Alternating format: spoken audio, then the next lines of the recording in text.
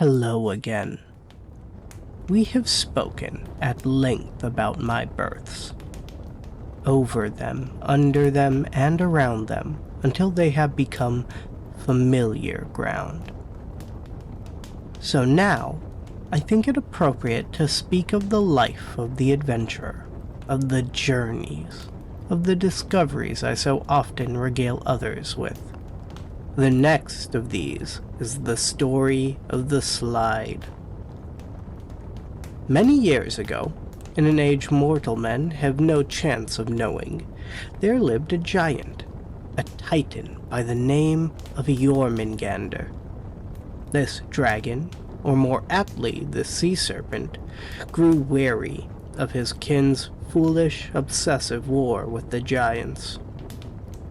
So, before the first war of dragons and giants, he chose exile. Some preparation may be required for this tale. The age of dragons and giants came before even the time of elves and dwarves. I doubt you have ever seen a dragon, and in truth, I do not know if that era could even be described as belonging to your world. The world began with 3. From each, it was granted a gift. The first gave existence, but it could not create, so it imagined. The second gave form, where imagination conceived, effort made real. And the third arrived and found a world empty, devoid of motion. So it brought noise, life, adventure. With this, the third also brought mortals into the world. The first of these were dragons and giants. They fought often, but they did not yet have a word for war, so they simply fought. Eventually, they tired of barbarism and sought elevation. This ushered in the first era of peace. When they were ready, they fought again, and that was deemed the first war. What I am about to tell you may not make sense if you believe murder is a tragedy. Dragons and giants were warrior races. They did not flee death in battle. They pursued it. They did not hate one another for war. In truth, I'm uncertain they even understood hatred then. Hate lingered elsewhere, in the sea and above the air, waiting for mortals to find it and give it purpose. Because of this, dragons and giants held strict rules of engagement. Thus, Jormungandr, half dragon, half giant, was given ample warning and time to choose a side. I remember him when he was still small, a garden serpent. His father, Floki, champion of the giants, believed his son would wield great might. His mother, a dragon priestess, saw in his eyes a magnificent mind. Both knew equally and fervently that he was destined to be a pacifist. So it surprised no one when he chose not to fight. Instead, he left. He carved his way through the continent itself, seeking peace, yet no place would take him. So, he made his own. Using the sea, he filled the path he tore across the land, birthing the snaking rivers that still mark the continents today. Then, he carved an island for himself, and forced the water to breathe with him. His breath formed rapids around his home, a churning force that shredded most intruders. While he slept beneath the lake, humans settled upon the island. Not only did they settle, it became their rite of passage to swim the rapids. At first, the serpent tried to drive them away, but in time, he saw they meant neither him nor his land harm. What he did next may have been kindness, though I suspect it was laziness. He named them his friends, appointed them protectors of the island, and gave them the name of one of his children, the Kraken. Then he returned to his slumber.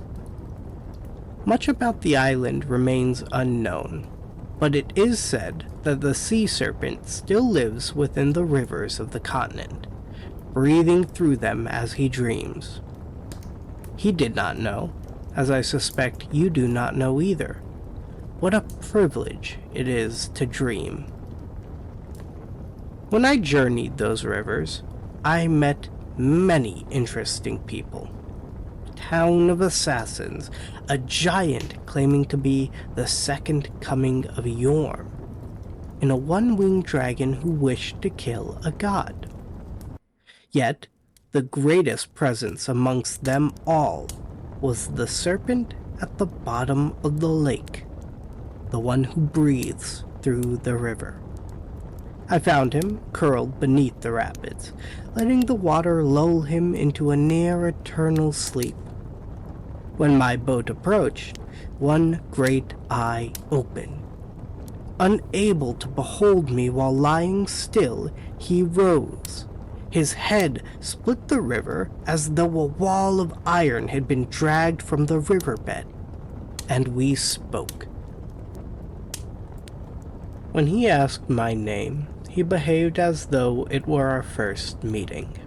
For him, perhaps it was. I told him our first meeting lay so far in my future that it may as well have been his past. And he laughed so heartily that the river trembled. We spoke at length. I told him stories, he offered opinions.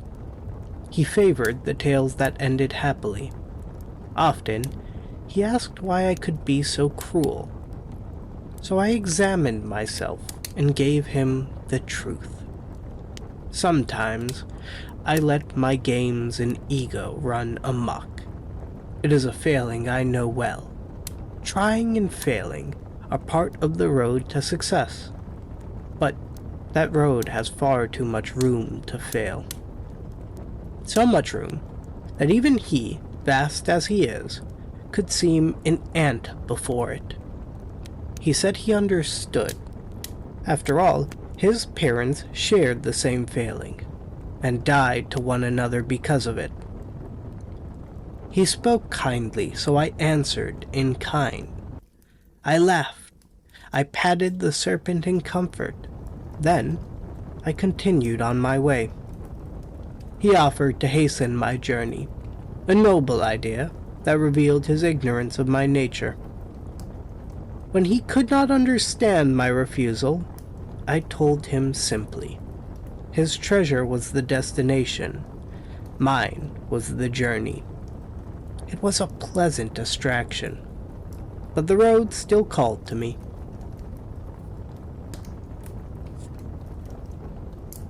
My boat drifted onward, following the river until it reached its tail.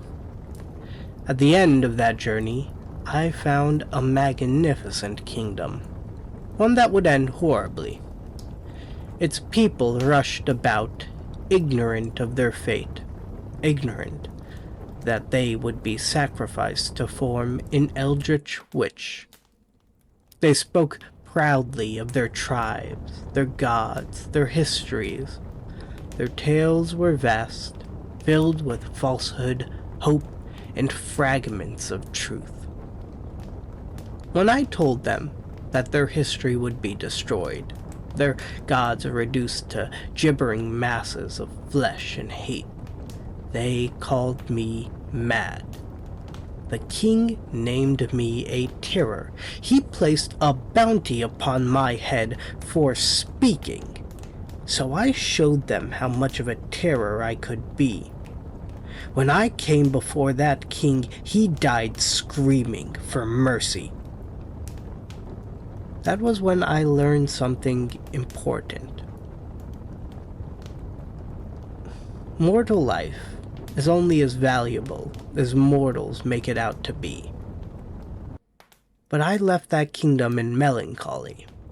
Their screams still ring upon my skull like a crown of thorns, biting into my thoughts and staining my vision red.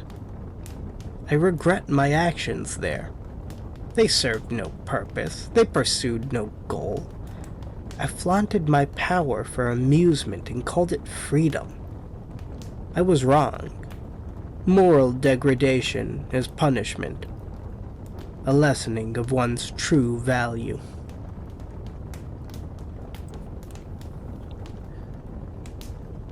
They were ignorant children, and I was the abusive parent. I should have been neglectful instead. I should have left silently. There was no need to strike the already doomed, but I did, and I regret it. It will not be the last time, however. As you are free, so am I. The only limitation is myself, and sometimes I run free when I should not. There was once a man who lived closer to my ideals. He was mortal. Our next tale concerns him. As I have said before, this world works in threes. My third tale of this river occurred before the first two, yet long after Jormungandr settled, and before the fall of the insane kingdom. It concerns one of the most entertaining humans I have ever met.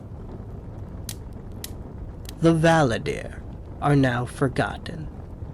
Everything taken from them has been validated, even works they did not write. This may confuse you. Sometimes I mean the people, sometimes the act. Valtheriya is an elvish word, meaning to remove from consciousness. In the future, humans will call this redacted. The human I speak of was among the first to meet the Valtheriya, and the first to be validated. No one remembers who struck first. Even that has been claimed by erasure. All remember that humanity emerged victorious. The first king of Valtheriya is now validated, lost to the calamity of erasure. Yet some still remember, for though the Valtheriya are gone, they persist within the body of their goddess. They call it their city, though even it bears no name. I met the lady of the Valtheriya, the general and the king. They met as friends, despite once being enemies. They knew I was not as they were, even though my appearance was crafted to deceive. The lady and the general excused themselves. They were newlywed, bound together by betrayal and massacre alike. I spoke with the king alone. When he asked my name, I said, "'Tis I, Alecto Delgato." Oops, I meant Delgato. He laughed. "You have courage enough for both of us," I said, "if you can laugh at the being who ate a god." His interest choked his laughter, and he asked how such a feat was done.